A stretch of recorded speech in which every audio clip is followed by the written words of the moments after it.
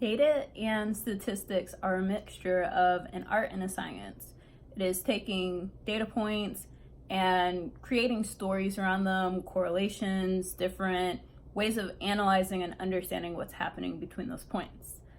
When those data points are people, their behaviors, actions, moments in their lives, things can become a lot more interesting because now there's the opportunity to understand what variables impact choices, decisions, the behaviors that we make as a society or as individuals. Now, when it comes to understanding data and what it's capable of doing, a lot of times companies have to create a single source of truth, whether it's a single language for all the data that you're looking at, single perspective, just really getting everything unified so that if I from finance looks at it, I'll understand it the way a marketing person does, instead of us having these opposing views that make it challenging to relate to one another. So in a business, you would imagine that everyone has a reason to come together and unify under this united, easy to understand framework. And it's challenging for businesses because finance cares about how much money you're bringing in. They don't care about everything else. And marketing is about attracting customers or retaining people. It's how do I get people to see me? So those are different perspectives because marketing is one of the hardest areas to track, monitor, and manage, just from the framework of you don't necessarily know how many of these people who are passively viewing versus actively engaging in my content. Am I attracting the people who we could solve their problems? What problem do we solve? Are we framing it correctly? Is our positioning right? So in a business, there are so many challenges that come up. And at the end of the day, every person in that company is looking to work towards that company's success. Now, I enjoy data. I work with data in my day job. And I also love personal development and spirituality, finding the path of what works in one's life.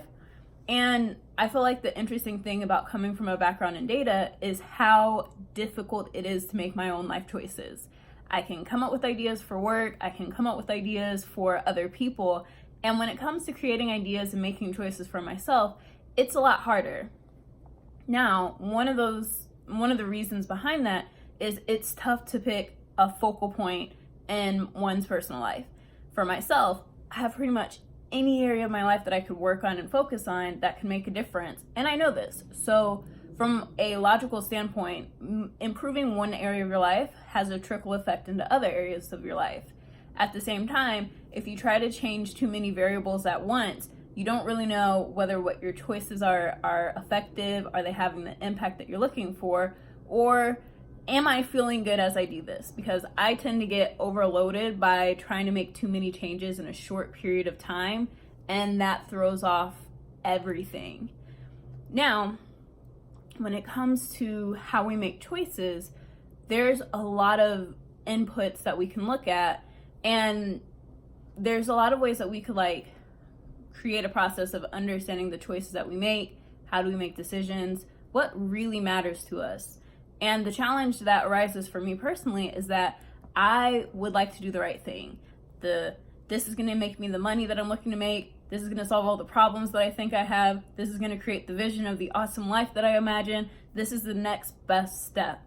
And I've gone from being in a place of a free young adult person who's just like, everything's going to be fine. Let's do whatever, take action, and we'll see how it works out, to being a very much, well, I mean, I could do this thing, but I don't know about the impact of this, and what about that, and I have to think about this, and oh my gosh, what about that? If my mom sees me talk about weird stuff on the internet, she's really gonna be like, yeah, this is why we never did such a thing together. And somehow at some point in time, I've gotten overwhelmed by all the information that is available to me, and it makes it hard for me to make decisions. I like talking to myself in my camera, and I don't always post the videos that I make, partially because I spiral and start talking on for way too long, and it's yeah, that would need to be edited to be useful to anyone other than expressing myself. And there's also just I would like to have purpose and meaning and make a difference and be valuable and inspire people and do this and do that. And some days I'm like, I just feel like talking, and I wonder if someone feels the same way that I do, that even though we talk about big data and the data deluge happening with our technology, it's trickled into ourselves and what we're dealing with. We have more ideas to express, more ideas to explore, more topics to dive into, more people to connect with, more and more and more and more. There's just all of these apps and clickbaits and actual information, and I didn't get a nugget out of it, or I got all the nuggets. It's so overwhelming, and it's challenging to operate in such a highly connected data world. We're so digitally oriented now. And even for myself, I work in tech. I do techie things over the weekends. Like, I did calm down this past weekend. And what I noticed for myself is that I am tired of bits and pieces and these little, like, snowflakes or whatever, like post-it notes and note cards. And I'm ready for a flow from start to finish, whether it's a project, whether it's a business, whatever it becomes. I know that I'm ready to dive into these topics and dig deeper. One of the topics I dove into recently, or am diving into, is a mixture of my relationship to Christianity, especially as it relates to the origin story in Genesis, along with I'm reading Conversations with God and other articles and things to understand what does it mean to be a Christian in this modern time? How are we supposed to relate to God? Who is God? And how do I see myself in relation to God? Because there are so many conflicting messages where I read that, well, actually, I feel like church songs and gospel songs help me to get an understanding of, like, God is powerful, awesome, magnificent, and we could never fathom how incomprehensible God is. And I'm like, I'm down with that. I can get that. And then we have songs like where it's like, magnify the Lord, for he is worthy to be praised. And it's like, well, how can you magnify a Lord that is so big that we can never understand the Lord?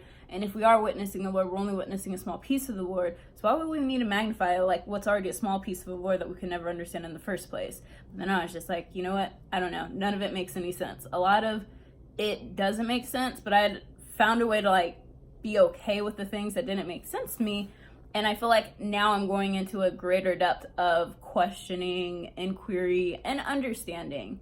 And where I'm leaving off is that while if I'm following the King James Version of the Bible, where God creates man, man is told not to eat from the tree of the knowledge of good and evil, man eats from the tree of the knowledge of good and evil after the snakes tell this to the woman, who then tells the man to eat the fruit, and then all of a sudden they're ashamed, they're fearful. What I get from it is that being created in God's image and likeness was to be, when God created us in the image, it was in the essence of God. We had God power, we were able to do what God does.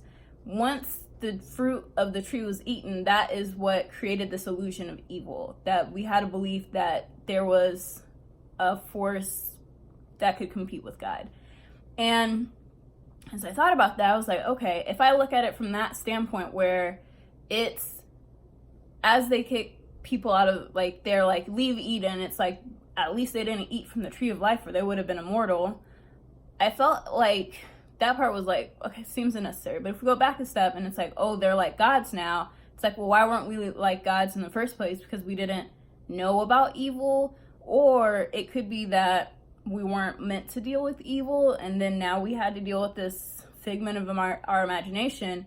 And the book I'm reading talks about the illusion of two powers. Like, we create God into this larger than life character, but there's this devil and this evil that can defeat it. And it's just like, that has never made sense to me.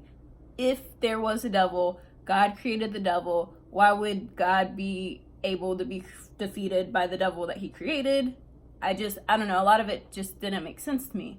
But what I do feel is that we each know what our truth is and what works for us. So right now, there are things about Christianity that don't necessarily work for me as like a word for word interpretation of the text, but I also believe that there's still power and truth in what it shares. So I love faith without works is dead. I love ask and you shall receive, knock and the door shall be answered, seek and you shall find, whatever order that really comes in. And at the same time, I also know that some aspects of this faith and practice don't resonate with me, such as you can only find God in His word in the Bible. Why would a God that is everything, I am the Alpha and Omega, the first and the last, the beginning and the end, I am all that was, is, and is to come, why would God be limited to a Bible? Like, I can only find God in this one book and nowhere else. Not in the trees that God created, the animals, the people, nothing else. Not even within me, even though it also says God is within us. I just never understood that either. And I know that I am still figuring out what works for me in this sense, and that at the end of the day, it's an individual choice, and it is what works for every person in their own right. Because at the end of the day, that's what life is. It is this journey that we are each on individually and within a collective. And we all have the chance to impact each other in a positive way with love and faith and encouragement, or we can impact each other with fear and contention and fighting and destruction. Either way, it kind of all ends the same way. It just depends on how was your journey throughout it. Did you enjoy your life and feel like, wow, that was a good life, I had a lot of great moments? Or was it a life where at the end of it, you're just like, that's it? Like, this is my life? Like, I had so many opportunities that I missed, and I could have done this and that, and I just, what? How did I miss it? But I feel like, oddly enough, the challenge that we have is, am I going to live a life of thought and concepts and ideas and grand musings alone? Or am I going to find a way to be in my body, be present with loved ones, to feel amazing, and to really have a life where it's just like, in this moment, I'm content and I feel great? It's all an individual choice, whatever works for you. Whether your truth is that religion makes you feel good, your family makes you feel good, creating things makes you feel good.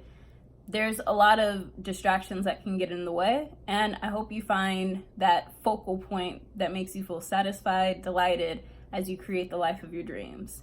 So comment below, what dreams are you working towards? What do you love? What challenges have you faced? How many opinions have gotten in the way of you taking on your ideas, whether it's someone else's or the little voices in your head?